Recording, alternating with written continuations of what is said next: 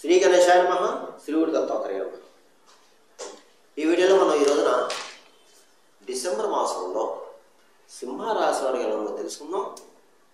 సింహరాశి మక 1, 2, 3, 4 పాదాలు, ఉబ్బ 1, 2, 3, 4 పాదాలు, ఉత్తర 1వ పాదం సింహరాశిలోకి వస్తాయండి.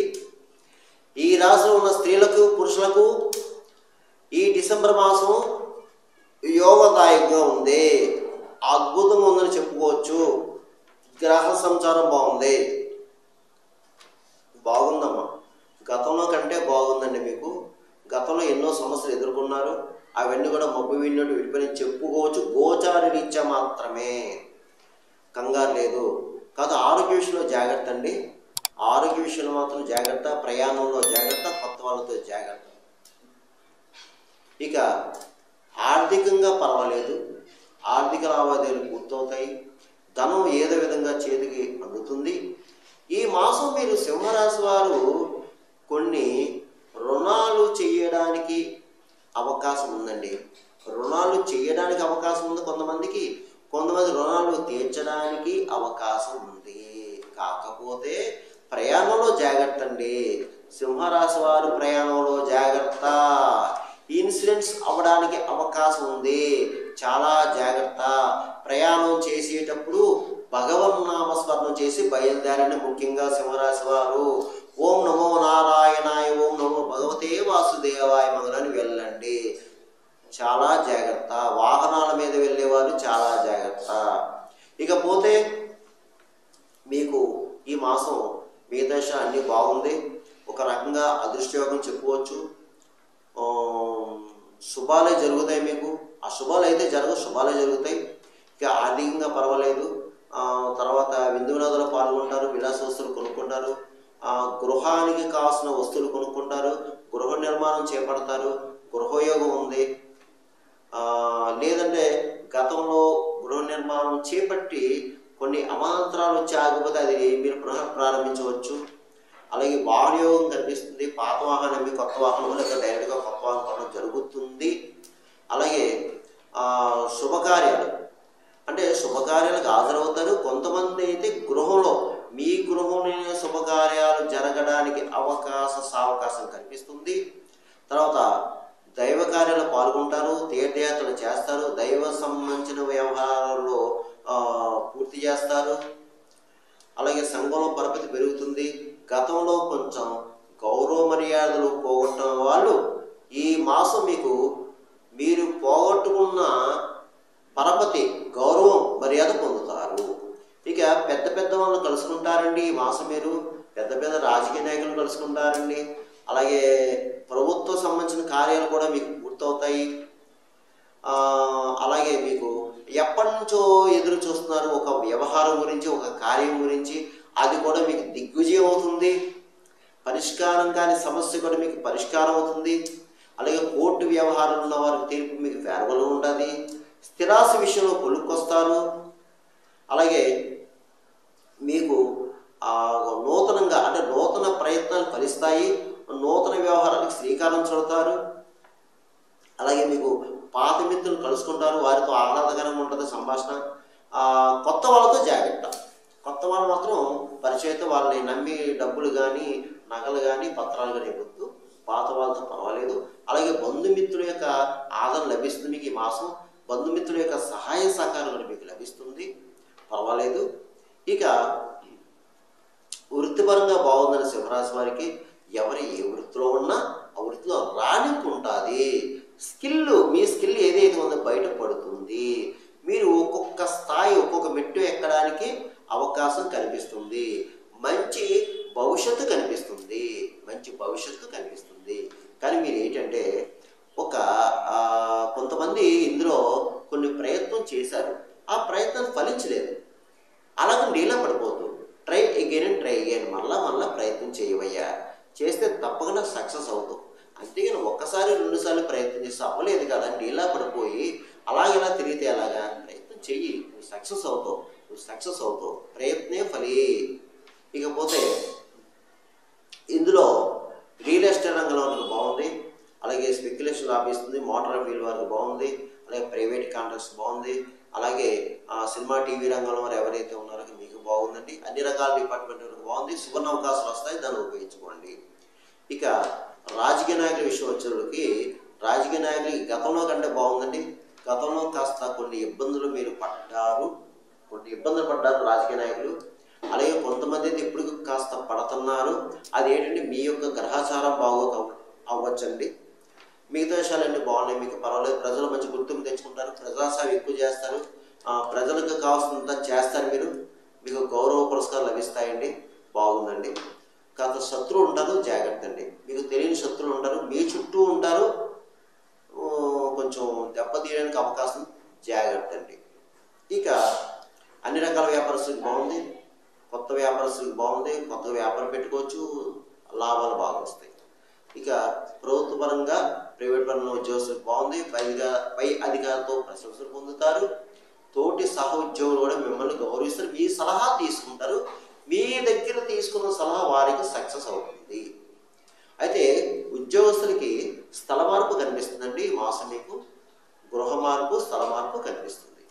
ఇక వివాహం కానీ అమ్మాయిలు అబ్బాయిలు కూడా ప్రయత్నం చేసుకుని మీ ప్రయత్నాలు ఫలిస్తాయి, సఫలీకృతం అవుతాయి. ఇకపోతే ముఖ్యంగా చదువుకుని విద్యార్థులు ఎవరైతే ఉన్నారో మీరు చక్కగా చదువుతారు, చదవాలి కూడా.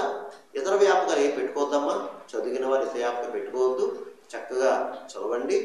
ఇకపోతే ముఖ్యంగా ఈ హయ్యర్ స్టడీస్, ఈ సింహరాశిలో ఉన్నవారు హయ్యర్ స్టడీస్ ఎవరైతే ప్రిపేర్ అవుతున్నారో, అంటే ఫర్ ఎగ్జాంపుల్ ప్రభుత్వం సంబంధించింది గ్రూప్ కానీ అలాగే ఐఏఎస్ ఐపీఎస్ అలాగా ఎవరైతే ప్రిపేర్ అవుతున్నారో మీరు తప్పకుండా ప్రయత్నం గట్టిగా చేయండి, బాగా చదవండి. గట్టిగా చేయండి, బాగా చదవండి. తప్పకుండా మీరు ఆ ఎగ్జామ్లో పాస్ అవుతారు. కానీ చాలా గట్టిగా ప్రయత్నం చేయాలి. ఇతర వ్యాపకాలు పెట్టుకోకూడదు. ఆ ఎగ్జామ్స్ అయ్యే వరకు కూడా మీ ఇతర వ్యాపకాలు పెట్టుకోకూడదు, చక్కగా చదవండి. అయితే ఈ గోచర ఫలితాలు కేవలం మాస ఫలితాలు కొంతమందికి జరగచ్చు, జరగవచ్చు. ఇది కేవలం 40% మాత్రమే. మిగతా 60% మీ జన్మజాతకం, జన్మలగ్నం, లగ్నంతో ఉన్న గ్రహాల యొక్క పరిస్థితి, దశ, అంతర్దశ ఇవన్నీ ఉంటాయండి. ఎందుకంటే కొంతమంది జరగచ్చు, కొంతమంది జరగవచ్చు. జరగాలని రూల్ లేదు, అలాగే జరగకూడదని రూల్ లేదు. జన్మజాతానికి దీనికి కాస్త లింక్ ఉంటుంది. అది మాత్రం నా వీడియో చూసి వీక్షలు గమనించగలరని అనుకుంటున్నాను. ఇక మీకు ఏవైనా ఇందులో అనుమానాలు కానీ ఏమైనా కావాలంటే కింద నెంబర్ ఉంది, నెంబర్కి కాల్ చేయండి. కాల్ చేస్తే మీకు అపాయింట్మెంట్ ఇస్తాం, తగిన సలహా సూచన ఇవ్వడం జరుగుతుంది. ఇక డిసెంబర్ మాసంలో సింహరాశిలో నేను చెప్పిన పరిహారం చేసుకుంటే తప్పకుండా మీకు మేలు జరుగుతుంది. ఈ మాసం అంతా మీకు బాగుంటుంది. అది ఏమిటి అంటే ముఖ్యంగా మీరు ఈ మాసం సూర్య ఆరాధన ఎక్కువ చేసుకోవాలి, విష్ణు ఆరాధన ఎక్కువ చేసుకోవాలి, సూర్య అష్టకం చదువుకోవాలి, ఆదిత్యోదయం చదువుకోవాలి, సూర్య నమస్కారాలు చేసుకోవాలి.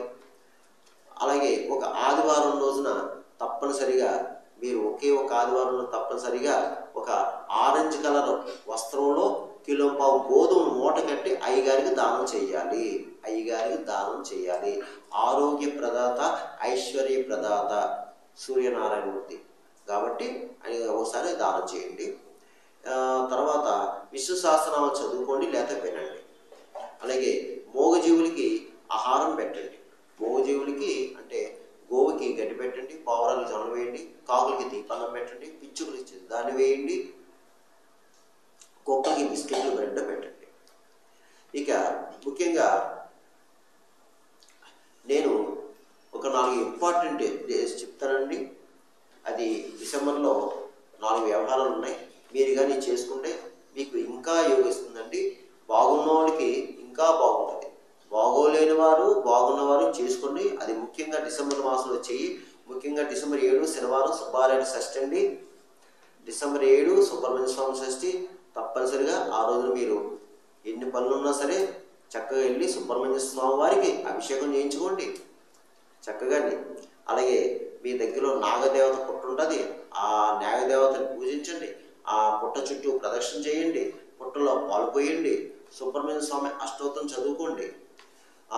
అయితే దీనివల్ల ఏమవుతుందంటే మీకు తప్పకుండా వివాహం కాని వారికి వివాహం అవుతుంది.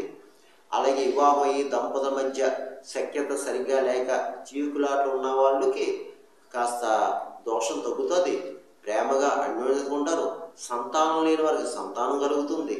అలాగే జాతకంలో రాహుకేతు దోషం ఉన్నా, కుజ దోషం ఉన్నా అది నివారణ అవుతుంది, కాస్త ప్రభావం తగ్గుతుంది. తప్పకుండా మీరు సుబ్బారాయుడు షష్ఠి, సుబ్రహ్మణ్య స్వామి షష్ఠి చేసుకోండి. ఇక రెండవది వచ్చి డిసెంబర్ 8వ తేదీ ఆదివారం కాలభైరవాష్టమి. కాలభైరవాష్టమి తప్పకుండా ఆ రోజున ఆదివారం సెలవు కాబట్టి అందరికీ చక్కగా దేవాలయం వెళ్ళి మీకు దగ్గరలో కాలభైరవ స్వామి పూజ చేయించుకోండి, కాలభైరవ స్వామికి అభిషేకం చేయించుకోండి.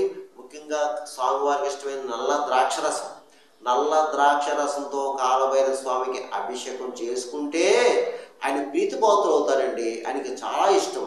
అలాగే కాలభైరవ స్వామి వడలు కూడా వెయ్యండి, 21, 54, 108 వడలు కూడా వెయ్యండి.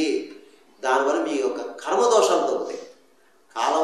కాలభైరవ స్వామిని పూజించుకుంటే గ్రహ దోషాల ప్రభావం తగ్గుతాయండి, గ్రహాల యొక్క అనుకూలత ఉంటుంది. ఒకవేళ అయ్యా మాకు దగ్గరలో కాలభైరవ స్వామి దేవాలయం లేదండి, ఏంటి పరిస్థితి అనుకున్న వాళ్ళు శివాలయం వెళ్ళండి, శివాలయంలో అభిషేకం చేయించుకోండి. ఎందుకంటే అంతా ఆయనే కదండి, అంతా ఆయనే, ఏం పర్వాలేదు, అలా చేసుకోండి. ఇకపోతే మూడవది నుంచి 13వ తారీఖు త్రయోదశి శుక్రవారం హనుమత వ్రతం. ఆ రోజున తప్పనిసరిగా మీకు ఎన్ని పనులున్నా ఆంజనేయ స్వామి గుడికి వెళ్ళండి, ప్రదక్షిణ చేసుకోండి, ఆంజనేయ స్వామికి ఆకు పూజ చేయించుకోండి, సుందర పూజ చేయించుకోండి. అక్కడికి వచ్చి చక్కగా వీలైతే హనుమాన్ చాలీస 41 సార్లు పారాయణం చేయండి. ఏక ఆసనం మీద ఎర్రటి వస్త్రం వేసుకుని ఆంజనేయ స్వామి వారి పారాయణం చేయండి. హనుమాన్ చాలీస చదువుకుని 40 సార్లు, అది సుందరకాండతో సమానం. ఎప్పుడైతే 41 సార్లు ఆంజనేయ స్వామి యొక్క హనుమాన్ చాలీస చేసారో అది సుందరకాండ చేసేంత ఫలితం మీకు ఉంటుంది. తర్వాత శ్రీరామనామం జపం చేసుకుని 100 సార్లు. ఇక 4వది వచ్చి 14వ తేదీ చతుర్దశి శనివారం దత్త జయంతి అండి. మీకు ఎన్ని పనులున్నా సరే ఆ రోజున మీకు దగ్గరలో ఉన్న దత్తాత్రేయ స్వామి దగ్గరికి వెళ్ళండి. ఆ రోజున స్వామివారికి ప్రదర్శన చేసుకోండి, స్వామివారికి అర్చన చేయించుకోండి, స్వామివారికి అభిషేకం చేయించుకోండి. అక్కడే కూర్చుని చక్కగా దత్తాత్రేయ స్తవం చదువుకోండి. ఇక్రాల భరద్వాజ మాస్టర్ రాసిన ఆ దత్త చరిత్ర అధ్యాయం చదువుకోండి. మీకు ఎన్ని వీలైతే అన్ని చదువుకోండి. శ్రీగుడి దత్త జయగుడి దత్త అనుకోండి. ఒక దత్తాత్రేయ స్వామి గుడి లేని వాళ్ళు సాయిబాబా దేవాలయం ఉంటుందండి, అంతా ఆయనే. ఎందుకంటే ఈ రోజున ప్రతి వీధిలో కూడా, ప్రతి ఊళ్ళో, ప్రతి వీధిలో సాయిబాబా దేవాలయం ఉంటుంది. అక్కడికి వెళ్ళండి, అక్కడికి వెళ్ళి పూజ చేయించుకోండి, చరిత్ర చదవండి, సాయిబాబా చరిత్ర లేదా దత్త చరిత్ర చదవండి. మీరు ఎంత ఎక్కువ ఆ రోజున దత్తాత్రేయ స్వామి చరిత్ర చదివినా, స్మరణం చేసినా మీ జాతకంలో ఈయన యొక్క గురుబలం పెరిగి జాతక కర్మదోషాలు తగ్గుతాయి. ఎందుకంటే గురువు అనుగ్రహం ఉంటే జాతక దోషాలు పోతాయండి. అది అందుగురించి అంటే మీరు ఇది చేసుకుంటే తప్పకుండా మీకు మంచి జరుగుతుంది, వేరే జరుగుతుంది. సర్వేజన శుభ్రభవతు, శుభం భవతు, స్వస్తి.